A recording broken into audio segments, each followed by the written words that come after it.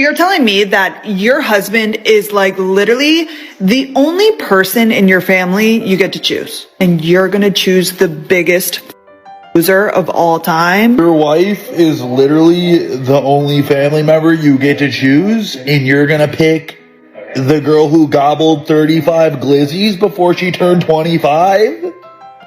Okay. If I mentioned to a man that I had planned on buying a Chanel bag, and I wouldn't even mention that in the first place, but if I mentioned that to him, and the next day he messages me asking me, "Did you get your Chanel bag?" I don't know what it is about that, but I would not respond to that. Like, that kind of disgusts me. That's kind of disgusting to me. I would not respond to that. I might block him. If you have the money to buy the Chanel bag in the first place, why mention it? Oh wait, that's right. You don't have the money. You're broke, flat purse. Modern wives still don't understand one simple truth. Humiliating your husband online, especially on TikTok, always leads to consequences. Publicly tearing down your partner for clicks and attention is a fast track to regret, and it never ends the way they think it will. Today's clip comes straight from the modern king. Make sure you hit like and subscribe before we jump in. All right, let's get started.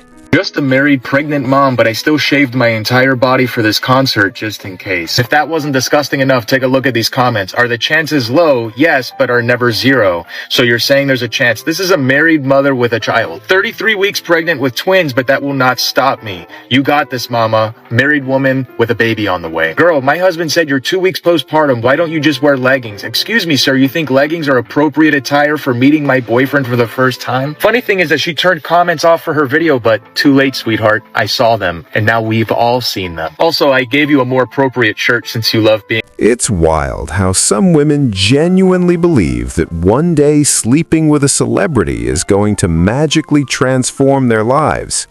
Like somehow that single moment is supposed to fix everything. Now, let's be honest, if they're married, betraying their husbands will change their lives, just not in the way they think, and definitely not for the better. So me and my husband have been married for about 12 years, and we have an 8-year-old son.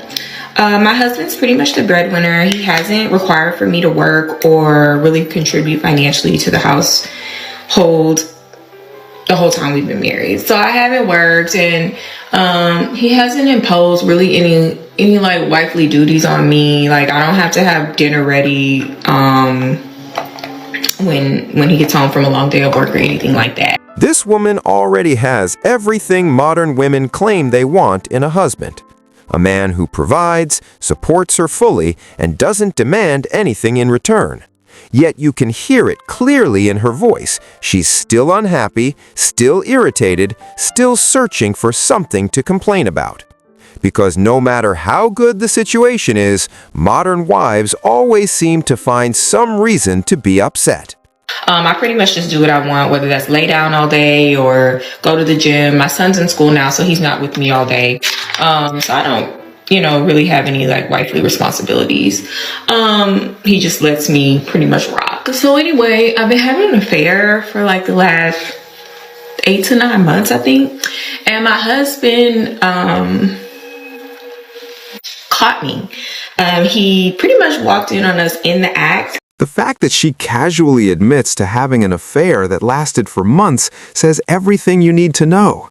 It shows a complete lack of respect for the husband who gave her an ideal life, a life where she didn't have to struggle, sacrifice, or go without. He provided stability, comfort, and security, and she repaid it with betrayal. That level of entitlement and indifference is genuinely unsettling. And he was pretty mad, but I was mad too because my husband had allowed me to have like this very comfortable, cushy life. He worked hard and he supported me and my son and, let me do whatever I wanted and let me live a soft life. And it was just embarrassing that he had caught me. And I didn't cheat because my husband had like done anything or he wasn't a good husband. He was a great husband. I was just kind of bored all day. Imagine being married to someone so unappreciative of the easy life she was given that she actually turns around and blames you for her affair. She had comfort, security, and freedom, yet instead of owning her choices, she shifted the responsibility onto the man who provided it all. Her so-called problem could have been fixed with something simple, a part-time job, a hobby, anything to give her purpose. But she skipped all of that and went straight to cheating, which tells you exactly how little she truly cared about the man she married.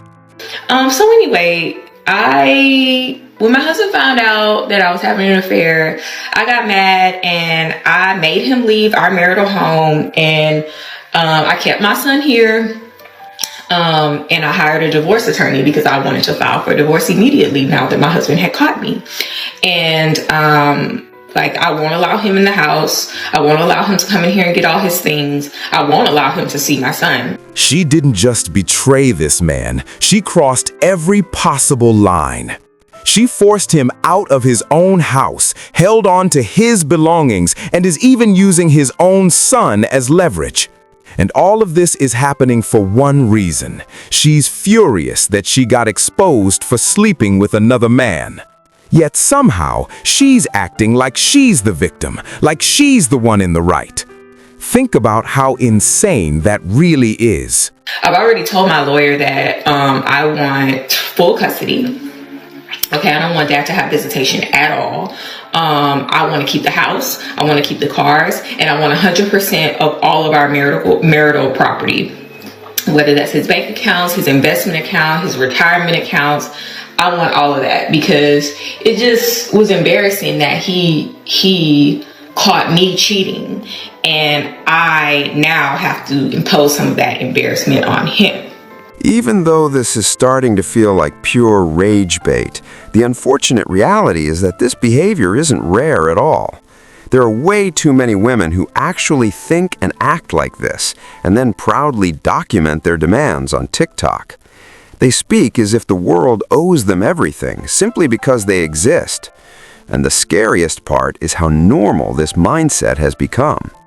My lawyer said that it's not realistic, but I think it is. And I don't know why she's telling me that, but yeah, I'm fighting for everything. And in addition to all that stuff, I also want spousal support because I haven't worked this whole time, and I feel like I become accustomed to a certain lifestyle, and my husband should still be responsible for paying for that. So yeah, and that's how dumb y'all be sounding when y'all call my office after y'all been cheated, talking about you want me to represent you. Absolutely not. You do have to give her credit for one thing. She's willing to call out wives who feel entitled to completely ruin their husbands once they're exposed for cheating. She's not interested in throwing away her values just to side with people who are driven by greed and entitlement. She chose integrity over popularity, and that's something you don't see very often. More respect to her for standing her ground. I need to stop saying things like, what do you bring to the table? Hello, look at me. What do you mean, what do I bring to the table? First of all, look at me. Look at my social media.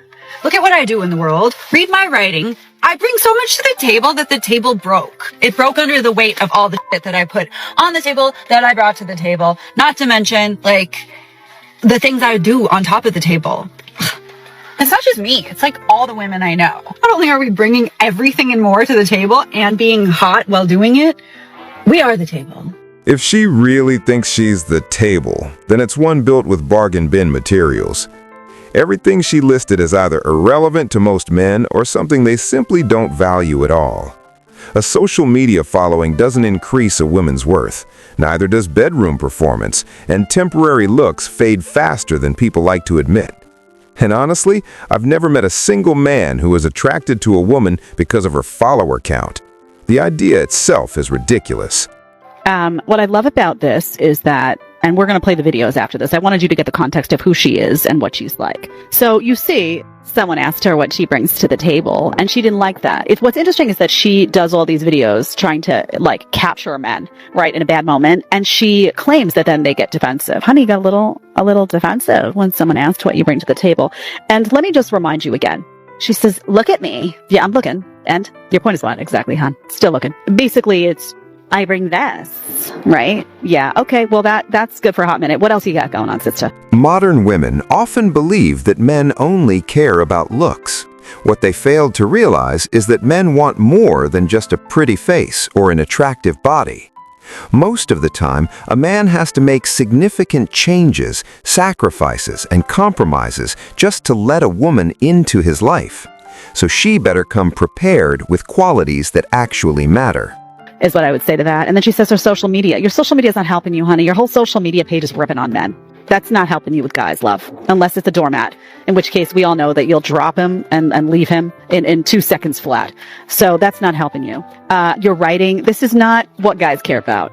Guys don't, this is not what they're focused on. Okay, so the question, what do you bring to the table, honey, was actually, what do you bring to the table that men care about? Okay, and maybe, yeah, the fact that you're an attractive woman, okay, that's one little check in your box. That, by the way, gets negated if your personality sucks. Another thing women like this never seem to get is simple. You don't have to be a supermodel to be valued.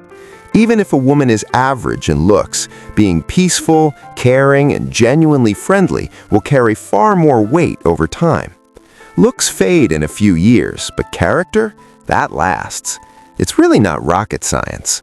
Just letting you know. The rest of it, I didn't hear one thing that you brought to the table that men actually value. Are you loyal? You devoted? But what actually do you bring to the table that guys care about, right? So that's what there is. Fair question, right? And women, by the way, hate this thing that's happening. You're watching the show and asking women what they bring to the table. Woohoo! Loving it, by the way. They hate being asked what they bring to the table because the answer is, I am the table. I am. Just this. Right? So this idea that women have to do more than just show up looking good is so offensive to them. Not only do these women bring nothing to the table, but they have no intention of contributing at all. Too often, modern women act like consumers, taking and taking while offering as little as possible in return. Men aren't looking for a parasitic relationship. It's a huge waste of time, energy, and peace. Men get with women who are not wealthy. I hate to say broke, but women You can don't. say broke. You hate to say broke because women don't self-identify as broke. That's not what it is. Because he can't take you where you can't afford to take yourself. Broke is a mentality to me, and that's why. All right, your mentality and your bank account is broke. Okay, Broke is a both. but what I'm saying Broke is a both. Yeah, come on. Broke is a mentality. She's trying to play word game. Women do not self-identify as broke. They could be got in the club free, 3 dudes and bought them a drink. They roll with their homegirl and they live with their auntie and still won't identify themselves as broke. I've only ever heard women say broke is a mentality when they happen to be broke themselves. They act like flaunting what little money they have is some kind of power move against men. Newsflash, men don't care. Men have better things to do with their money than waste it on alcohol for ungrateful women. I lost my job a year ago, 2024. So, with losing my job, my husband took on my half of the mortgage. She basically explains that since her husband had to take her half of the mortgage, he seems to be resentful towards her now. And before I say anything else, let me clarify. You should not be resentful towards your partner. People lose their jobs. Sometimes they need help from you, and you should be able to love them regardless if that's who you want to be with. So I am not defending that husband's behavior in any way. Modern wives pull this kind of behavior on their husbands all the time. If a man loses his job, she'll immediately start resenting him for no longer being the breadwinner. And if he doesn't find work quickly, that resentment can turn into full-blown hatred. We see it happen all the time. However, notice I said you should not be resentful towards your partner, not towards your wife, not towards the woman, towards your partner, either or. She basically explained that since she lost her job last year, she started baking cookies, made a business out of it, and started doing content, things like that. And she's not making as much as she made when she had a full-time job. And she pays for like her phone, her car, etc. But she's making less and it's more exhausting. Look at the comments, okay? Why isn't he looking for ways to increase his income so you and your daughter can continue to live comfortably instead of projecting on you? Wait, he can afford to pay your half, but you've always paid half? This is the time to renegotiate that. She's working twice as hard, earning less, and yet somehow it's the husband's fault for not making more money? All so she can turn complaining on TikTok into a full-time career. No wonder he feels a bit resentful. Honestly, anyone in his position would. There's no my bills. When you're married, you're so much more than your income. I want you to imagine a man got on here and said that his wife ended up having to, let's not even say his half of the mortgage. Let's say she had to start paying half of the mortgage because he got fired from his job last year. He hasn't gone to something full-time. He started doing something that he was more passionate about. What would that comment section look like? Take a wild guess. And this is a kind of video that I really don't even like making. It's just the fact that I know this crowd of what? He can't handle that. He just has to pay a bit more, which again, let's acknowledge that's a reasonable thing to be stressed out about as a person. Now, again, he shouldn't be resentful, but to be stressed out like that's understandable how he came to that conclusion. What people often overlook is this. The more money he has to put toward the mortgage, the less he has for emergencies, savings, or investing in his daughter's future. Yet everyone seems too busy criticizing the husband to actually care about what's best for the daughter. The priorities are completely backwards. But this crowd essentially saying it's no big deal that he pays her half the mortgage are the same people where if you asked them for $1 on a day they won the lottery, they would laugh in your face. And I genuinely don't understand how people can think like this. And of course, there's a comment in there talking about, oh, he's looking for a husband, actually, homophobia, as you can imagine. And then there's this comment talking about, the whole half the mortgage arrangement. She says, she's just like me. I even became a baker from home as well. We do it because we feel obligated to help our husbands, but we took a huge loss on our end. Is draining. For one, what huge loss? Are we talking about working a job, the thing that you're expecting him to do by default? I could be wrong on that. Like, genuinely, if that's not what that means, let me know. She seems to forget that when she married this man, she made a promise to support him. It's in the vows she swore on their wedding day. But apparently, that promise gets forgotten as soon as money is lost. Anyway, guys, that's where we'll leave today's episode. Don't forget to hit subscribe on your way out, and click the video on the screen now if you want to see more. Take care of yourselves, and I'll see you in the next one.